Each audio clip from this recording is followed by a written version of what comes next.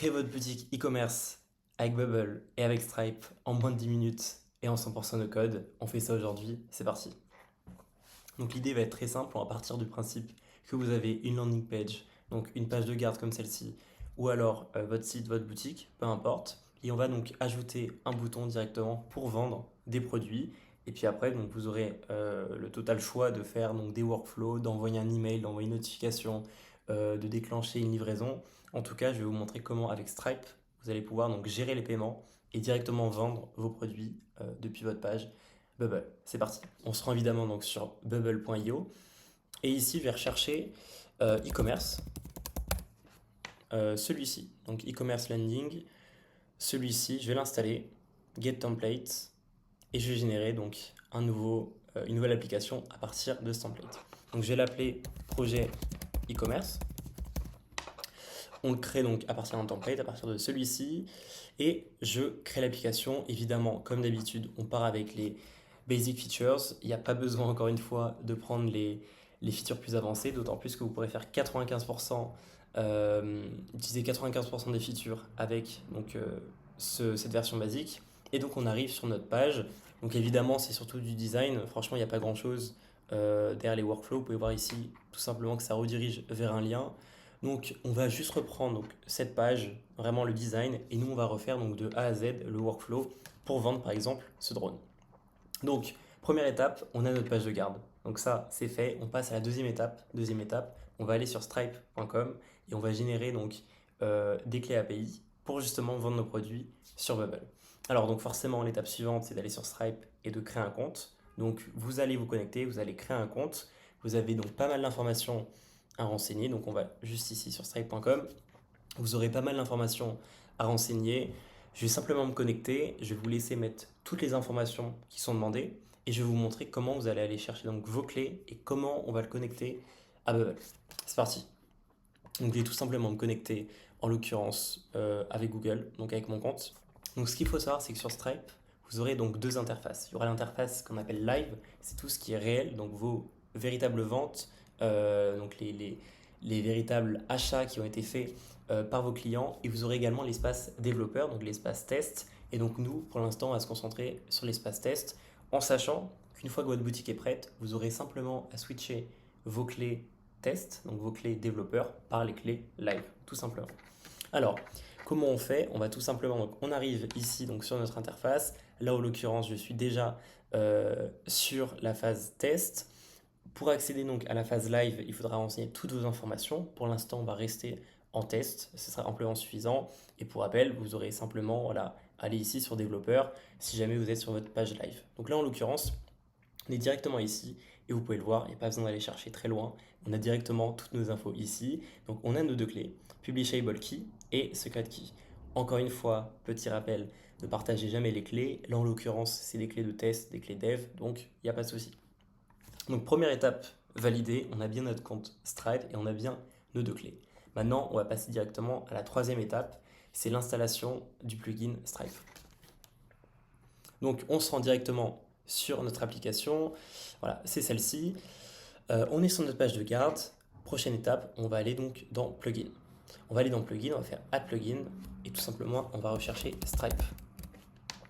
Donc le plugin apparaît juste ici, Stripe, donc développé par Bubble directement. Donc c'est un plugin entre guillemets natif, donc aucun souci avec ça, je l'installe. Donc on arrive maintenant sur cette page, donc sur cette page de configuration Stripe. Encore une fois, comme on a vu sur Stripe, il y a vraiment ces deux versions, donc la version test, la version live. En l'occurrence, ici, on va rester en version test. On aura juste à renseigner Secret Key Development et Publishable Key Development. Et une fois que votre application sera prête, quand tous les tests seront finalisés, vous aurez simplement à extraire depuis Stripe dans votre espace live la clé live Secret Key et la clé live Publishable Key. Donc là, en l'occurrence, j'ai extrait mes clés de développement que je vais copier-coller juste ici. Donc Publishable Key juste ici et Secret Key juste ici. Voilà. Donc, il n'y a pas besoin de plus, il n'y a pas besoin d'autres éléments à renseigner. Le seul élément qu'on va changer, c'est ici la version, on va passer sur la V3. Voilà. Voilà, donc on a effectué Notre étape sur Stripe, on a ajouté le plugin Stripe, on l'a configuré. Maintenant, l'étape suivante, c'est une étape intermédiaire mais toute simple. On va ajouter un élément commande à notre base de données parce que quand vous allez acheter, quand vous allez cliquer sur acheter, c'est une commande en base de données qui va être générée. Donc tout ça, évidemment, on va le faire. On va aller dans Data, je vais ajouter un élément, un objet commande. Et dans cet élément commande, je vais ajouter une colonne qui sera en l'occurrence validée pour dire si la commande a été validée ou non. Donc ce sera yes or no pour le field type. Et le nom, je vais mettre donc validé. Voilà, create, on est bon. On a créé notre élément en base de données. Donc pour rappel, évidemment, là ce qu'on fait, c'est un MVP. Quand vous ferez votre boutique e-commerce, vous aurez beaucoup d'autres éléments. Vous pourrez ajouter par exemple le statut, un autre statut de la commande. Vous pourrez ajouter le type de commande. Il y aura énormément de colonnes que vous pourrez ajouter. Là, c'est vraiment pour effectuer un achat le plus basique possible. Donc, on a à présent notre élément en base.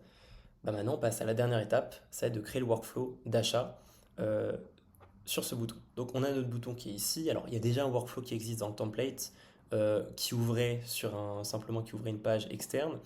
On va le supprimer et on va repartir donc de zéro. On va recréer vraiment un workflow donc de zéro. Donc là c'est simplement le clic. Voilà. Quand on clique, ça va déclencher ce workflow.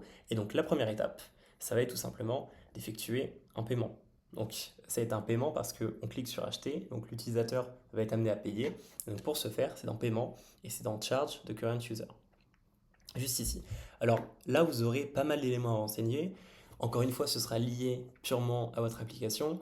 Nous, on va faire un MVP, donc on va faire quelque chose de très basique. Typiquement, pour l'email, je ne vais même pas mettre d'utilisateur, je vais mettre email test. Email test at gmail.com. Pour le prix, on va mettre par exemple 250, ce sera 250 euros. On va mettre ça en euros. Pour le nom, ce sera drone, drone A par exemple. Pour la description, veuillez compléter la transaction. Et donc il demande une image, donc je vais tout simplement mettre une image. Voilà, donc on a mis une image de drone. On a tous nos éléments, tout est prêt. Donc là, quand on va cliquer, ça va effectivement déclencher donc ce processus d'achat. Alors, c'est pas suffisant, il va falloir compléter ce workflow en ajoutant maintenant deux conditions. Il y a la condition où le paiement passe et la condition où le paiement passe pas. Donc vous verrez qu'il y a beaucoup d'exceptions mais qui sont gérées par Stripe directement. Donc nous on va gérer donc les deux cas majeurs, le cas où la transaction est validée et ensuite le cas où on n'aboutit pas à une transaction. Et donc pour ce faire, pour voir si cette transaction a lieu, on va tester justement donc cette étape 1. Ce qu'on va faire également, donc point de vue esthétique, même si on va rester assez basique, on va simplement ajouter deux pop-up sur notre page. Une qui dira si jamais ça passe, on affiche félicitations, merci pour votre achat. Et si jamais ça ne passe pas, désolé, la transaction n'est pas passée. Donc, on va faire ça très rapidement. Je vais ajouter ici deux éléments pop-up. Une première juste ici, que je vais appeler pop-up validation. Franchement, on va faire très simple, hein. On va simplement mettre un texte qui sera ici commande validée.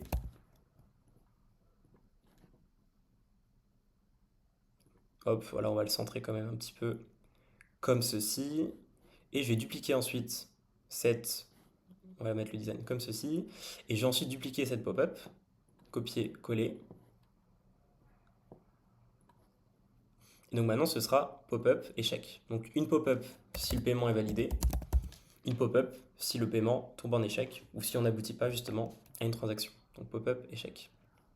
Et je vais ici changer le texte qui sera donc commande échouée. Voilà, on reste vraiment très sommaire.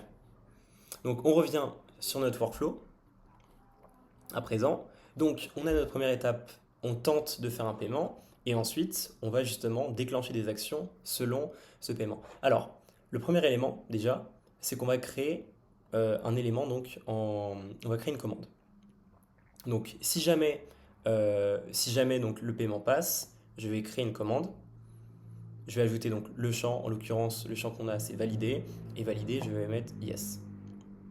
Après c'est à vous de voir comment vous voulez faire l'architecture, vous pouvez décider de créer par défaut une commande, de mettre par défaut qu'elle est en non, et si jamais le paiement passe, la mettre en oui. Là on va faire encore plus simple, on va dire que si le paiement passe, on crée la commande. Et puis voilà, on va pas se prendre la tête, si le paiement passe, on crée la commande. Donc, valider est égal à yes, on crée cette commande et à quelle condition? Tout simplement à la condition que le premier paiement est passé. Donc, c'est-à-dire charge the current users captured is yes. Voilà. Donc ça, concrètement, cette condition, c'est la condition. Donc ça, c'est très important. C'est la condition qui montre que le paiement est passé. Voilà. Et donc si c'est pas le cas, évidemment, ça ne va pas s'afficher.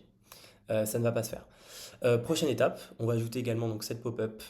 euh, donc element action show an element. Ce sera en l'occurrence la pop-up validation. Donc cette pop-up validation, la condition ce sera quoi? Ce sera exactement la même. Donc je vais la copier-coller. Ce sera la condition que le paiement est passé. Si on monte la pop-up validation. Voilà, comme ceci. Et ensuite, je vais mettre une autre condition, c'est si cette fois le paiement n'est pas passé.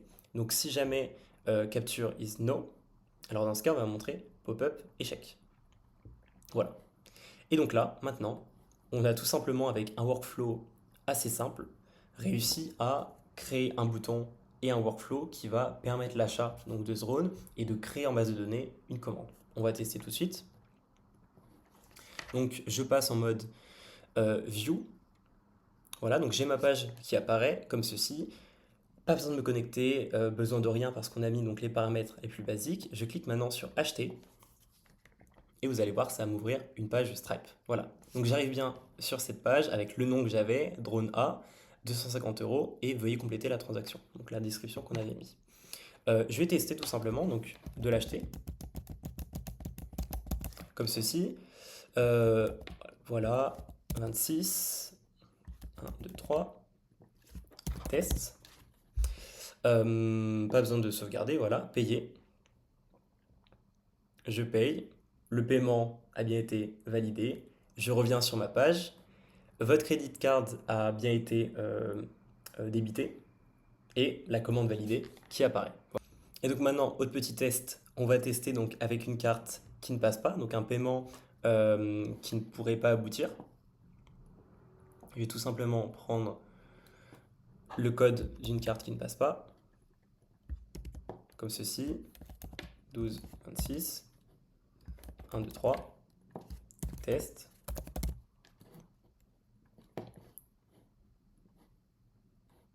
Voilà. Et donc là, vous voyez que le paiement ne passe pas parce que notre carte justement, c'est une carte qui ne permet pas ce paiement-là. Et donc, le workflow ne sera jamais déclenché. Et donc maintenant, si je reviens donc sur mon application, je vais relancer mon application. Vous allez voir qu'en base de données, je vais avoir un seul élément commande qui a été créé. C'est celui à l'heure où la première transaction a eu lieu. Et donc pour la deuxième transaction qui est en échec, on n'a pas de commande qui a été créée. Donc si je vais dans AppData, commande, vous voyez que j'ai une seule commande. Voilà. Donc j'aurais pu faire donc l'autre système où on crée d'abord la commande, on la met en non, et si jamais le paiement passe, on la transforme en oui. Vous pouvez également faire cette option, mais donc là, vous avez bien vu que notre workflow est fonctionnel. Donc voilà pour le paiement par Stripe. C'est vraiment donc les fonctions les plus basiques. Donc charge current user, vous mettez donc les conditions pour savoir si le paiement a bien été capturé. Si c'est le cas, vous pouvez déclencher les workflows, donc la suite du workflow que vous souhaitez. Si ce n'est pas le cas, vous pouvez également enclencher d'autres workflows à la suite. Et on a fait une page donc, très basique, une landing page avec un workflow d'achat. Voilà. Donc je vous dis à très vite